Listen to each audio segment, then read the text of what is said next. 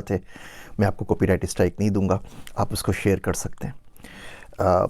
फ़लस्तीन के ऊपर रोना छोड़ दीजिए, कोई ज़रूरत नहीं है रोने की। फ़लस्तीन के ऊपर, फ़लस्तीन के ऊपर मातम करने की भी कोई ज़रूरत नहीं है। अगर रोना है तो अपने आप पर रोइए, मातम करना है तो अपने आप के ऊपर कीजिए, क्योंकि भैया आपके रोने से ना किसी के ऊपर कोई फ़र्क पड़ना नहीं है दुनिया में। रोते ही चले आ रहे हैं ना 75 साल से, तो अगले 75 साल तक और रोते रहिए, कोई फ़र्क नहीं पड़ेगा।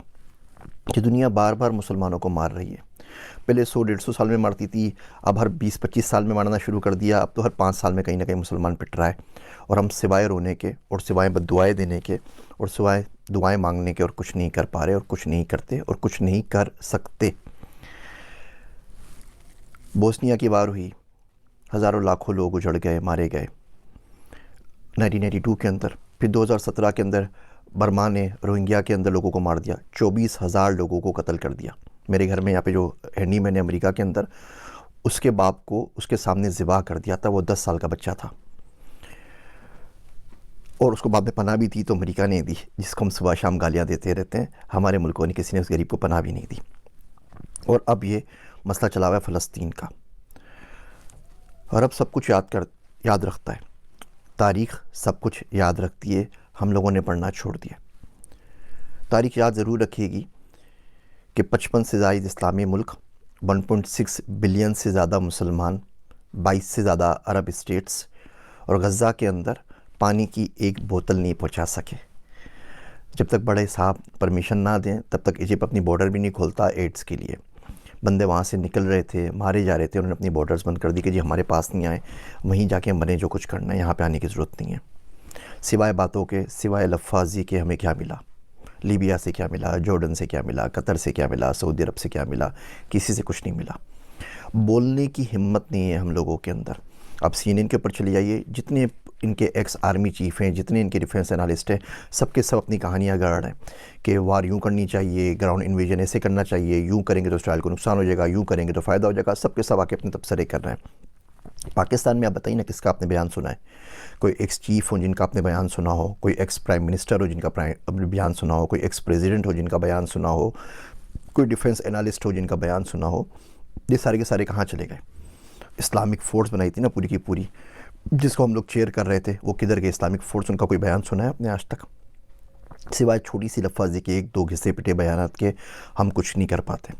और सामने वाले झूठ पे झूठ बांधे चले जा रहे हैं। मैं आपको कुछ स्टेट्स देता हूँ, हम लोग डेटा साइंटिस्ट हैं, हमारा काम ही डेटा का काम होता है। पाकिस्तान में तो वो भी नहीं कर सके, बाहर आके कम से कम वो काम करने की इजाज़त है। 23 सालों के अंदर, 2001 से अगर शुरू करते हैं तो 23 सालों के अंदर हमास ने इसराइल के ऊपर कोई 27-28 हज़ार रॉकेट फेंके। अच्छा, जो रॉकेट होते हैं ना, वो मिलिट्री ग्रेड रॉकेट नहीं होते, वो जो यूरिया से घरों में बनाए जाते हैं ना, छोटा सा एम्यूनिशन की किसी के सर के ऊपर जा लगे तो बंदा मरे, अदरवाइज़ वो ज़ख्मी होगा बेचारा, वो वाले रॉकेट। और मोटर शेल्स 5-6 हज़ार वो फेंके। टोटल किसी भी एस्टीमेट से ये 36 हज़ार से ज़्यादा नहीं है, 35,469 है टू बी एग्जैक्ट। आप 36 हज़ार काउंट कर लीजिए इन 23 सालों के अंदर। आयरन डोम आ गया भाई, आयरन डोम तो 2011 के अंदर आया ना, उससे पहले तो आयरन डोम नहीं था, तो बिल्कुल खुले थे, वो आराम से रॉकेट फायर कर सकते थे। इन 23 सालों में इन 36,000 रॉकेट्स ने 69 बंदों को मारा, 69 बंदों की डेथ हुई। अच्छा, उन 69 बंदों में तो हर इसराइली हर काउंट करते हैं, और आप देख लीजिए ऑनलाइन तमाम लिखा हुआ है। 2 गायें मर गई वो भी लिखा हुआ है, 2 बकरियां मर गई वो भी लिखा हुआ है, 2 बच्चे हलाक हुए वो भी लिखा हुआ है। इसमें भी 4 फ़लस्तीनी थे अपने, वो पता नहीं उस बॉर्डर की उस साइड पे क्या करें, 4 फ़लस्तीनी 69 में शामिल हैं, वो हलाक हुए तो बचे 65। इसके अंदर जो बंदे 65 मरे उसमें भी 5-6 मुसलमान थे, उनको भी निकाल दीजिए। तो एक्चुअल जो नुकसान हुआ 59-58 बंदों का हुआ, वो लोग वहाँ पर हलाक हो गए। अच्छा, इसका अगर आप एवरेज निकालें तो इसका मतलब ये हुआ 521 रॉकेट जब फायर होते हैं तो एक बंदा मरता है। 69 बंदे मरे, 36,000 रॉकेट फायर हुए हैं, तो 521 रॉकेट फायर होंगे तो एक बंदा मरेगा। अच्छा, ये तो 23 साल की हिस्ट्री चल रही है। उसके बाद क्या हुआ अचानक कि वो बोलते हैं कि जी हमास का एक रॉकेट फायर हुआ और गलती से घूम फिर के वो वापस आके अपने हॉस्पिटल पे गिर गया, हॉस्पिटल की पूरी बिल्डिंग तबाह हो गई और उसमें 500 बंदे एक साथ मर गए। तो ये कैसे हो सकता है कि 521 रॉकेट मिलकर एक बंदा मार रहे थे पिछले 23 सालों के अंदर, और एक रात अचानक एक रॉकेट फायर हुआ और इतना ज़बरदस्त रॉकेट बन गया, वो घर के यूरिया से बना हुआ, कि वो अपनी हॉस्पिटल पे लग गया और उसने 500 लोग मार दिए और हॉस्पिटल की पूरी बिल्डिंग जो है वो तबाह बर्बाद हो गई। और हम लोग ये एजेंडा बाय कर रहे हैं। आप CNN पे जाएँ, हर जगह जाएँ, बोलते हैं जी बिल्कुल ही इन्होंने अपने बंदों को खुद ही मारा है, ये खुद ही कत्ल हुए हैं और कातिल अपने खुद ही हैं, और हम ये बात मानने को तैयार हैं क्योंकि हम इसके अलावा कुछ कर नहीं सकते। और ये बर्बरियत जो है ये चली जा रही है, चली जा रही है, और हम सिवाय बद्दुआएं मांगने कुछ नहीं कर रहे। दो तरह के पाकिस्तान में लोग हो गए। एक वो लोग हैं जो झोलियाँ भर भर के बद्दुआएं दे रहे हैं। वो शायर कहता है कि कब अश्क बहाने से कटी है Shabe हिजरा। If you care about us in Gaza, we are not okay. From a human to human, winter is approaching.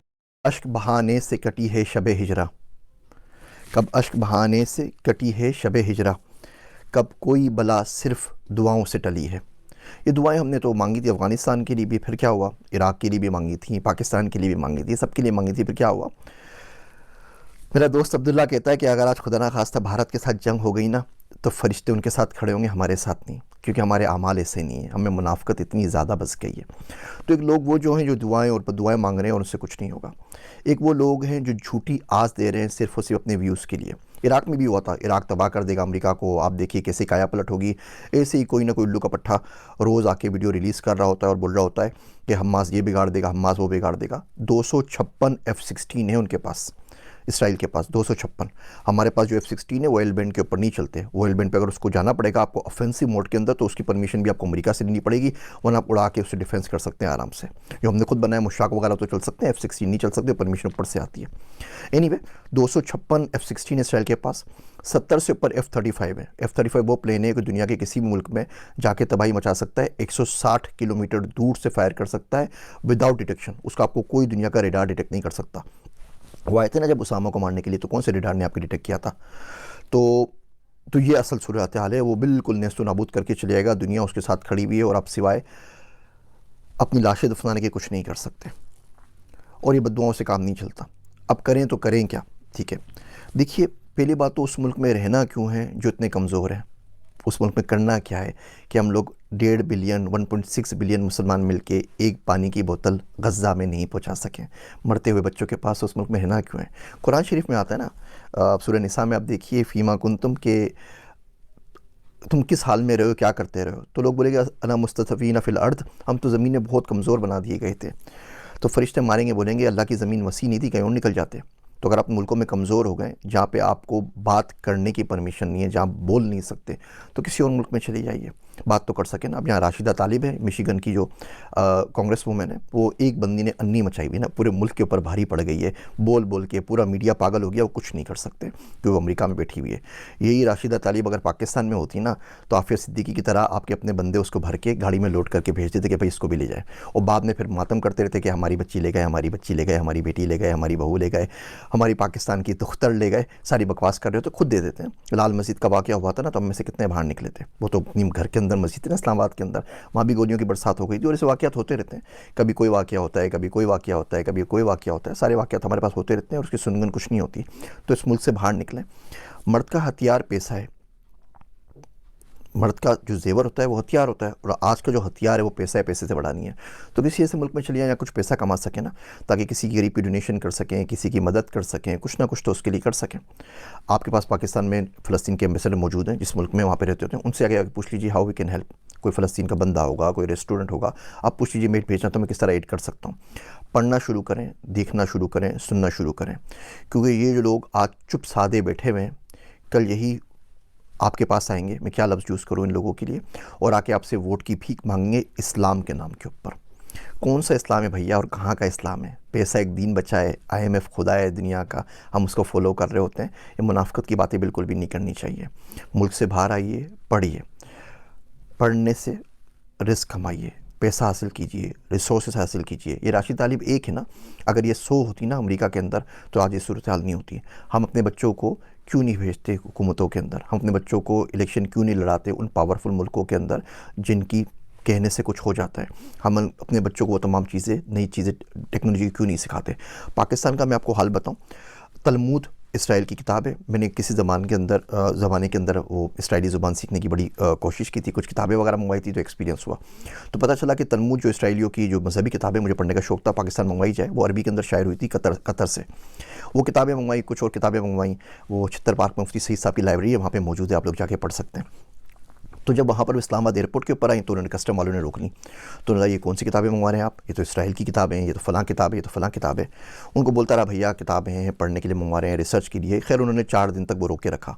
Facebook पे जाके लिखा, लिंक्डइन पे जाके लिखा, कोई अल्लाह का बंदा मदद कर दे, मेरी किताबें छुड़वा दे, मुझे पढ़नी है, रिसर्च करनी है।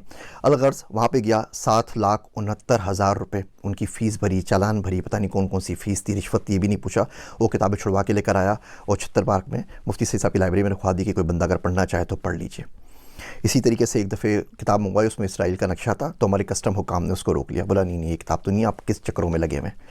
मैं कहा यार भैया पढ़ रहा हूँ, मुल्क के बारे में जानना चाहता हूँ, जा तो सकता नहीं पाकिस्तानी पासपोर्ट के ऊपर, कम से कम समझने तो दो, पढ़ने भी दो। वो परमिशन नहीं मिली।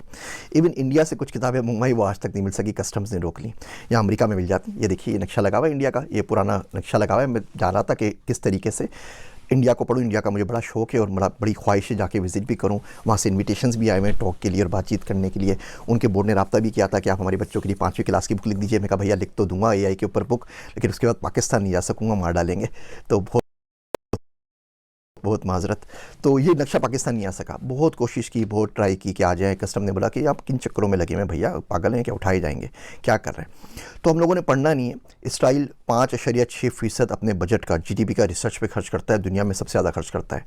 हम पाकिस्तान में 0.01% भी खर्च नहीं करते।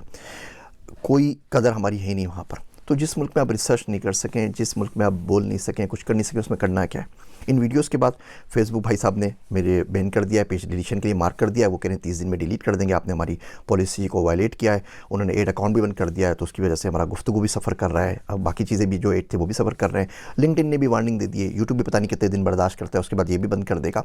तो आप इसको शेयर करना चाहें तो मुझे कोई एतराज़ नहीं है, मैं आपको कॉपीराइट स्ट्राइक नहीं दूंगा। लेकिन भैया ये अलमिया है।